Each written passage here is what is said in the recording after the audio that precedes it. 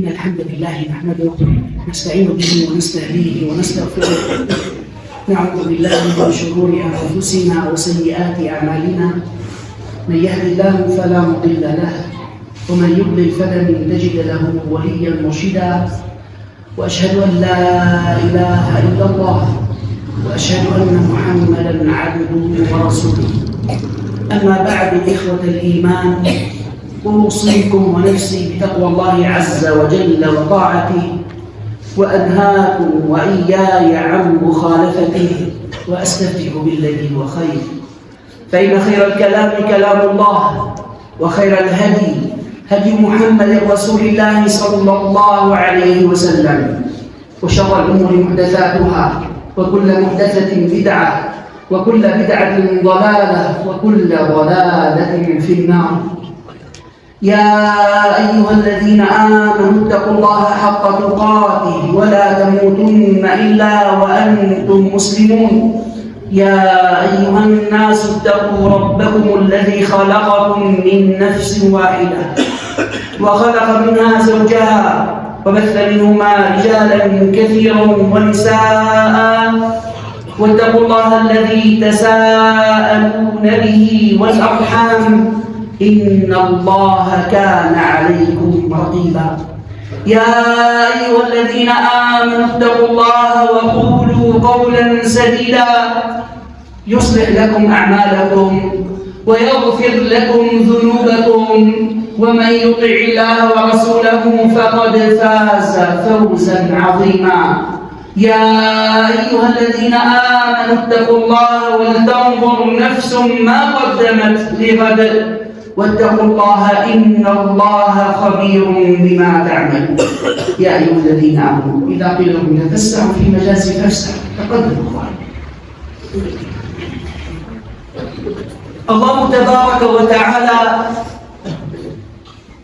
أراد الهداية لأمة حبيبه محمد عليه الصلاة والسلام، فأنزل لها أعظم كتبه، وأرسل لها أفضل رسله، واختصها بخصائص عظيمة لا تجدها لأمة من الأمم. الله عز وجل اختص هذه الأمة برسوله محمد عليه الصلاة والسلام أفضل خلق الله على الإطلاق، فهو الرحمة المهداة.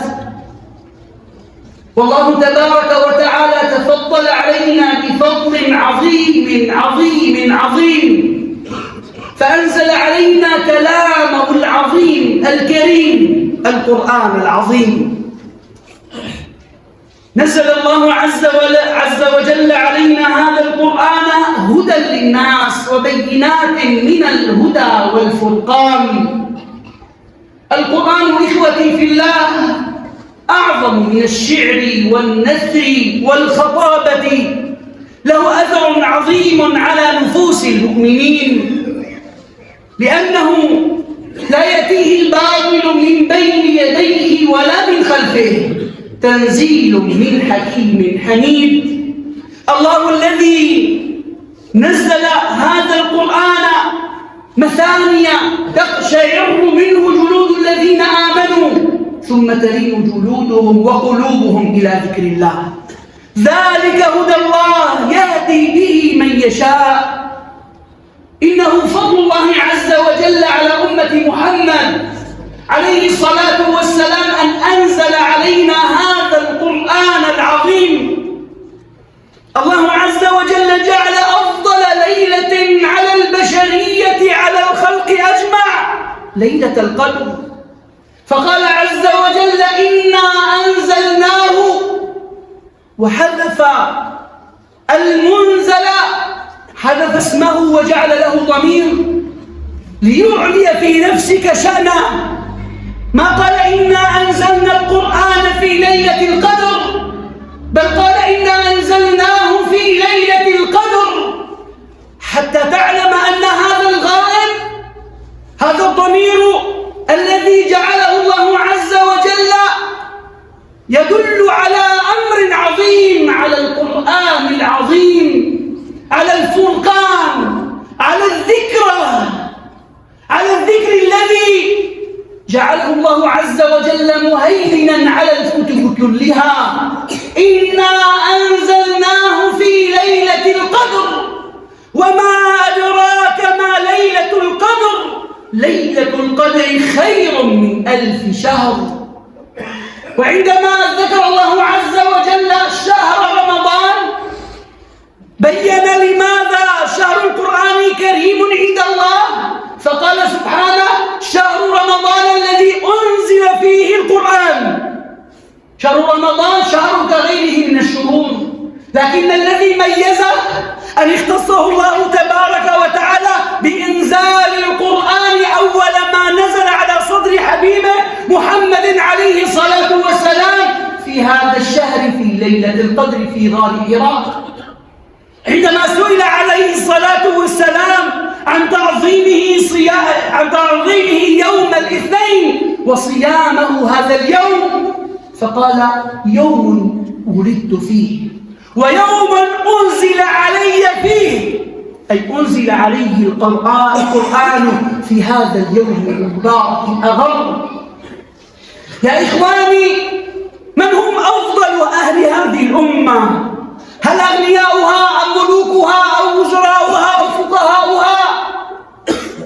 ما يستطيع أحد أن يقول فئة من الناس هم أفضل هذه الأمة، لكن محمدا عليه الصلاة والسلام الذي كلامه وحي من عند الله دلنا عن أفضل هذه الأمة وخيارها، فقال: خيركم من تعلم القرآن وعلمه. عندما تدخل المسجد فتجد شخصا من المسلمين جالسا إلى زاوية من الزوايا وبين يديه أولادا يعلمهم القرآن، اعلم أن هذا هو من سماه عليه الصلاة والسلام خير هذه الأمة. خيركم من تعلم القرآن وعلمه. والنبي عليه الصلاة والسلام أخبرنا أن الذي يقرأ القرآن وهو ماهر به أنهم مع السفر الكرام. وما أدراكم ما السفر الكرام؟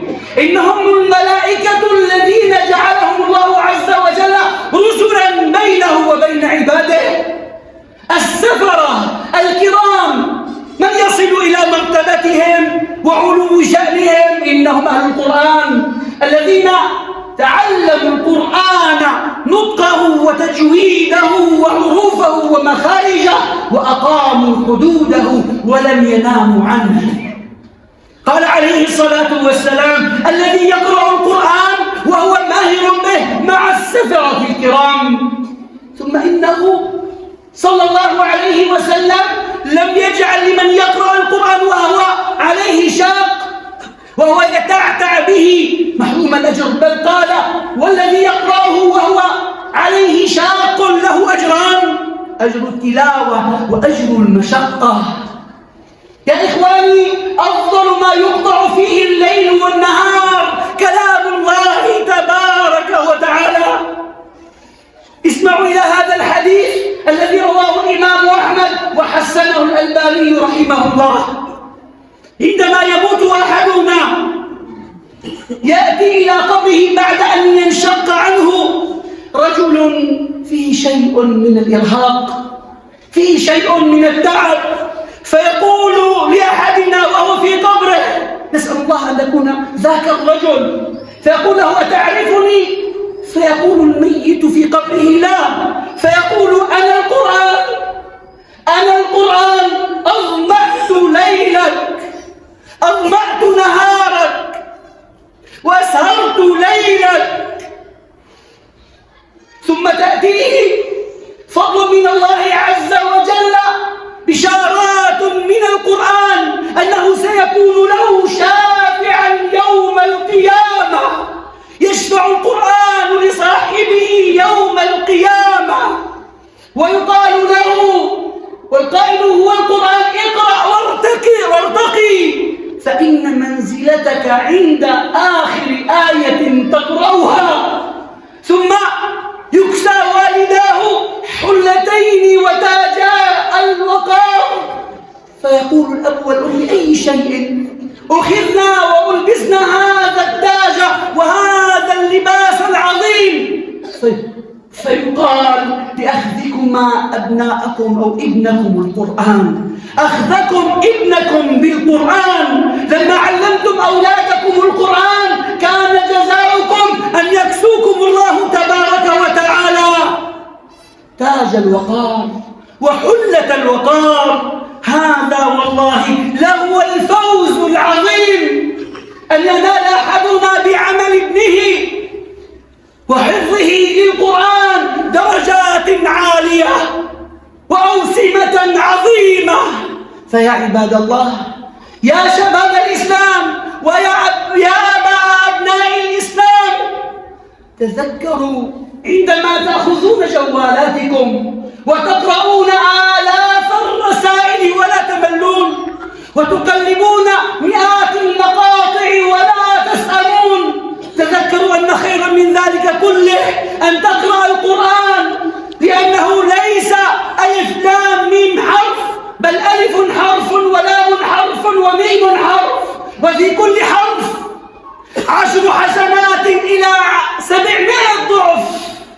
فيا عباد الله، أكثروا من الطاعات، واعلموا عظيم ما قد أولاكم الله عز وجل وما جعله بين أيديكم القرآن، ولا تكونوا من الذين يقول القرآن يوم القيامة عنهم: يا رب إن قوم اتخذوا هذا القرآن مهجورا.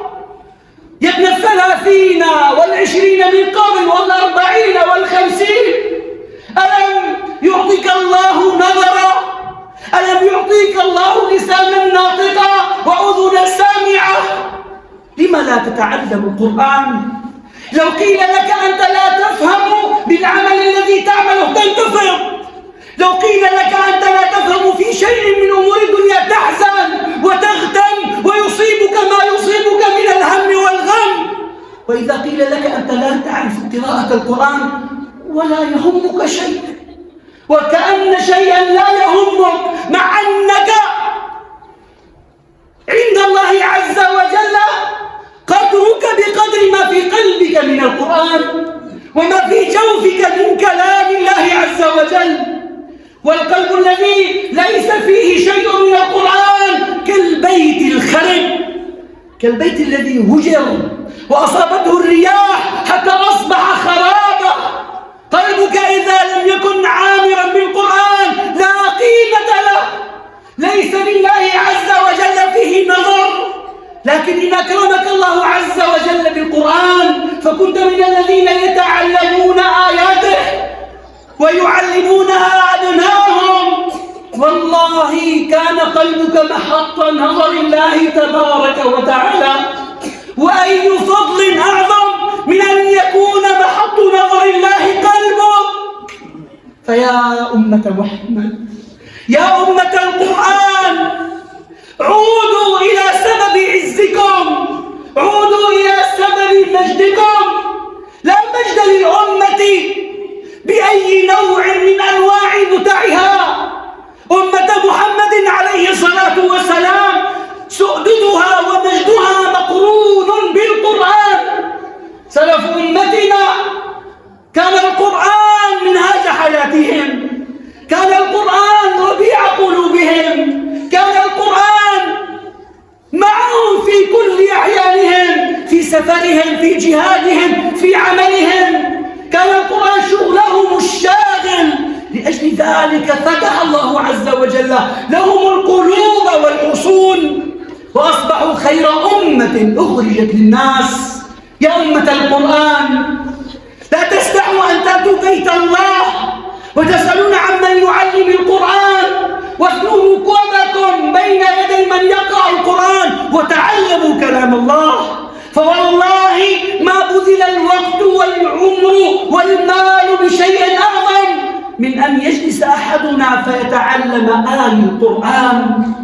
نعم عباد الله، إذا تعلمتم القرآن كما وصى بذلك النبي عليه الصلاة والسلام، وتعلمتم منه البقرة وآل عمران، يخبرنا النبي عليه الصلاة والسلام في تتمة الحديث الذي ذكرته قبل أنهما يأتيان صواف كالطير فوق صاحبها، تدافع عن يمينه وعن شماله، تدافع عنه وتدفع عنه النار والعذاب والشنار حتى يصل إلى رضوان الله تبارك وتعالى.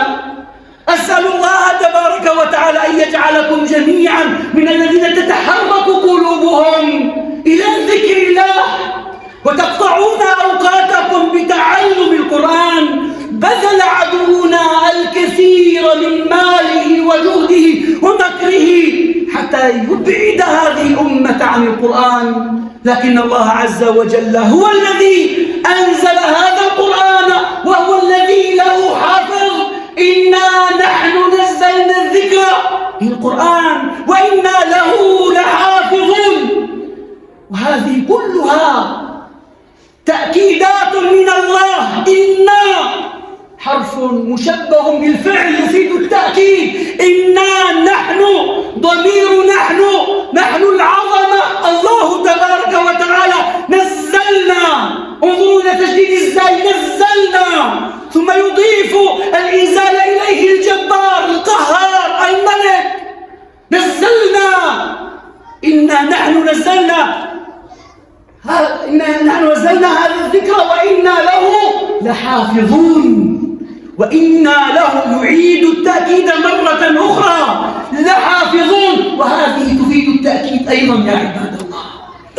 يحفظه الله عز وجل بكم وبأبنائكم، يحفظه الله عز وجل بأهل القرآن، فأهل القرآن هم أهل الله وخاصته.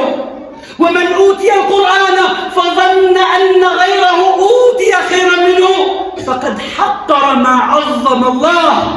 اقرأوا إن شئتم. ثم أورثنا الكتاب الذين اصطفينا من عبادنا.